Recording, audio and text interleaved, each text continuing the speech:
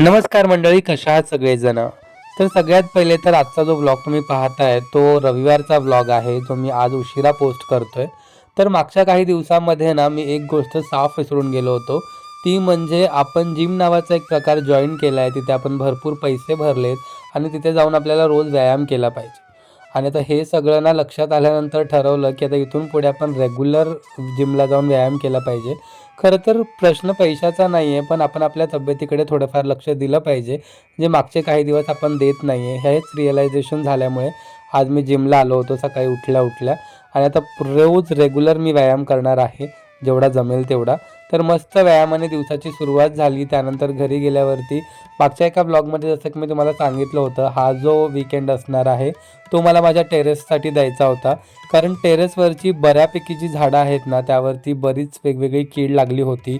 बरीच अस्ताव्यस्त झाडं वाढली होती आणि त्याच्याकडे माझं बऱ्यापैकी दुर्लक्ष झालं होतं. त्यामुळे मग तसाच मी अंघोळ न करता वरती टेरेसवरती आलो होतो. सगळ्या झाडांची छान कटिंग वगैरे करून घेतली. त्यानंतर सगळ्या झाडांवरती मस्त औषध वगैरे मारून घेतलं आणि आता ह्या सगळ्या झाडांची जी कटिंग करताना आहे ना, बरीच तुळशीची रोपंसुद्धा मला छाटून टाकावी लागली होती. पण आता ही तुळशीची रोपं मला अशीच टाकून देणं मला मनाला पटत नव्हतं. त्यामुळे मग ही सगळी तुळशीची पानं मी वेगळी करून घेतली आणि बऱ्यापैकी तुळस म्हणजे 100च्या वरतीच ही पानं असतील. सगळी पानं स्वच्छ धुवून घेतली आणि खरं सांगतो, परमेश्वर तुमच्या हातून कधी कुठली सेवा घडवून घेईल ना, याची तुम्हाला अजिबात जाणीव नसते. म्हणजे नकळत पणे आज प्रियंकाने माझ्याकडून दोघांकडूनही श्रीकृष्णाची सहस्त्र तुळशीपत्राने सेवा झाली. मस्त श्रीकृष्णाचं नाम घेत आम्ही सगळी तुळशीपत्र श्रीकृष्णाला वाहिली आणि खरंच हा अभिषेक करून ना खरंच खूप प्रसन्न वाटत होतं. श्रीकृष्णाचं ते तुळशीत लपलेलं रूप पाहायला खरंच खूप भारी वाटत होतं. त्यानंतर दुपारी आलं होतं प्रियंकासाठी मागवलेलं हे एक पार्सल, ज्याचा व्हिडिओ तुम्ही ऑलरेडी काल बघितला आहे. आणि हा सगळा पसारा आवरण्यातच आमची रविवारची अख्खी दुपार गेली होती. पण मस्त एन्जॉय करत करत आम्ही हा सगळा पसारा आवरून ठेवला होता.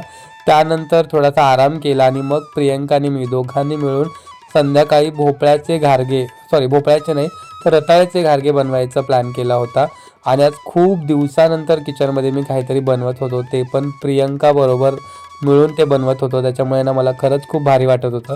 कारण स्वयंपाकघरात काम करणं ही माझ्यासाठी एक थेरपी आहे. तिथे काम केल्यावरती मला एक वेगळीच एनर्जी मिळते. त्यानंतर संध्याकाळी प्रियंकाने मस्त घरगुती असं छान छान जेवण बनवलं होतं. गरमागरम जेवणावरती ताव मारला आणि असं मस्त आजचा रविवार स्पेंड केला. तर कसा वाटला ब्लॉग मला कमेंट करून नक्की सांगा. चला भेटूया उद्या. Bye bye.